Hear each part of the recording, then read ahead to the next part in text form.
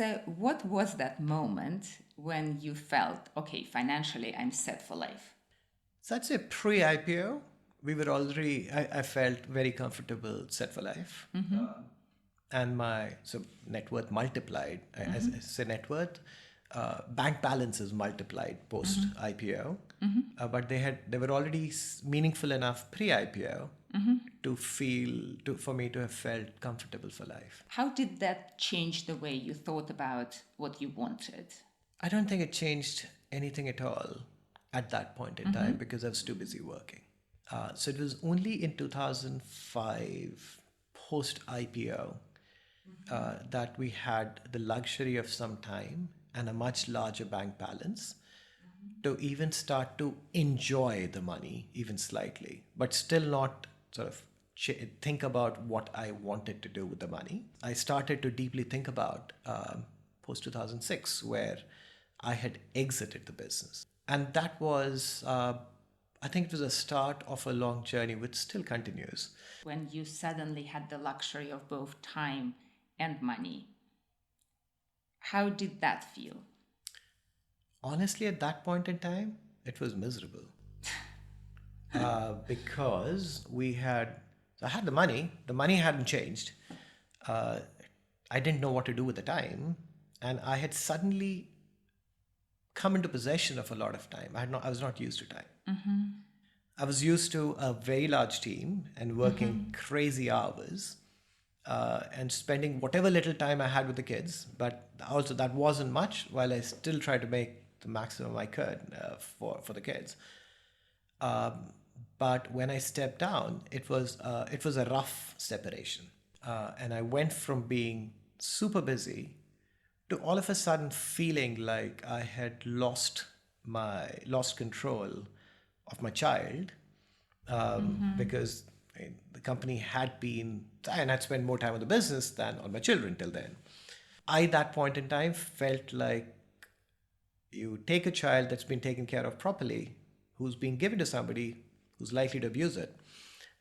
So for me, it was more of I stepped down and I shut myself completely from the business, to the point when people ask me today as to how the business is, I mean, where the company is, I don't know if it's public or private. I don't know who owns it. I literally, when I stepped down, there were no Google alerts set for the business. So that was, I didn't want to know anything that was happening. I was probably protecting myself by not wanting to know what was happening. And I did say, I said, I don't want to see my child being abused. I don't even want to know. I would see people, but I was very clear that I did not want to talk about the company. I didn't want to know anything about what was going on in the business. That was quite a lot of years ago. Is it So still the case? Most of the old guard have left. So I'm still friends with my people. I had a disagreement with one of my business partners at that point in time. She and I are very good friends now. So that was one rough year. So that separation, when I had the luxury of time, and the financial stability. Yes, financial stability, nothing had changed, but that time was not welcome time. It wasn't time that I had planned for, or was looking forward to. When it happened because of circumstances.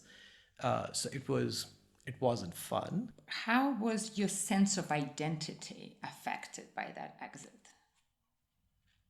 That's a good question. Was my sense of identity affected at all? Okay. I think I went from being a person who had built a very successful business. We had outsmarted all our competitors and outgrown all our competitors to become larger than the rest put together. There was a period where I shut all advertising because we couldn't handle the customers we were driving onto the platform. It felt nice. So that gave, especially then. So now when I think about it, it's many, many years ago. But at that point in time, it gave a particular kick.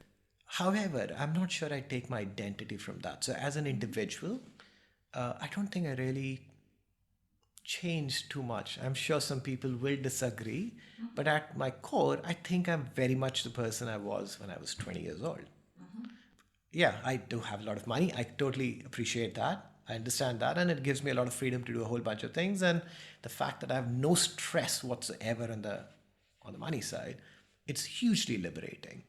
What about the loss of structure? You said you had hundreds of employees and then you had nobody around you. How did that feel? At that point in time, I didn't know the word. Today, I would say it was depressing. So I probably, if I had gotten myself checked then, I would have been depressed at that point in time. So I went from having a very large number, a team of people that was dependent on me, that I ran. So I shouldn't say the team was dependent on me, but that I oversaw, to suddenly just having one person who reported to me, and that was somebody who's worked with me now for many, many years, my executive assistant, from an office to not having an office, working from home. And I say working, I wasn't really working. So it wasn't working from home. It was more of being responsible for a lot of money that had come into my bank accounts, which was at that point in time being run by various bankers.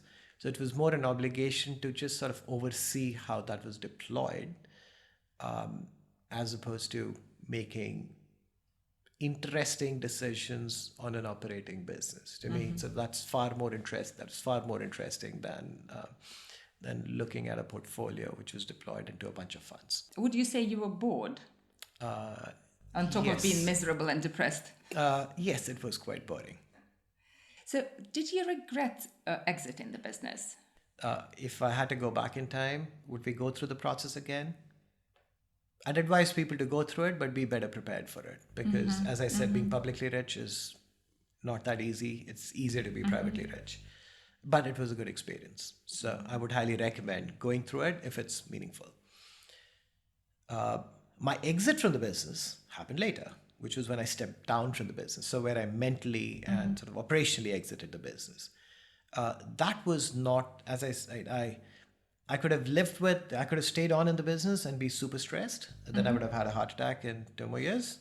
So do I regret that? Not at all. So it was absolutely the right thing I did at that point in time. Yeah. How long that miserable period in your life lasted? So I think it lasted a few years, longer than it should have. We were living in a small place, Gibraltar. If one's in a big city, you can get intellectual stimulation by meeting a lot of interesting people, doing interesting stuff. That unfortunately was not the case in Gibraltar. If we'd moved out sooner, that would have helped. Even while I was in Gibraltar, I would fly to London every other week just to have some interesting meetings. Yeah. But building that network took some time. So after we moved from Gibraltar in 2008, we moved to London. I think it took me another couple of years by the time I took an office. And that was more to get into the discipline of going to a place to work, to look at interesting business ideas, get involved with things, as opposed to going down to your study in your pajamas, which I realized I was not setting a good example for my kids. Because for them, they probably thought that was work, which is not real work. So I ended up getting an office. This was, I think, 2009, 2010. And that's when I started to get operationally involved with a few things. So I incubated 3 startups in India. I started work on a serious note on a tech platform to help charities raise money in India. I got a lot more active with investments in the UK. So I'd say it took me 4 years. I only got back to sort of proper work and a proper routine around 2010. So, how is your exit from PartyGaming changed the way you think about wealth? So, PartyGaming, we were still in wealth creation. Post-exit, I switched into the wealth preservation mode. So I'd say pretty early on, I realized I'd made way more money than I ever thought I would. And the hunger, the desire to sort of run after more money was not really there. It was more of pretty comfortable with what we have.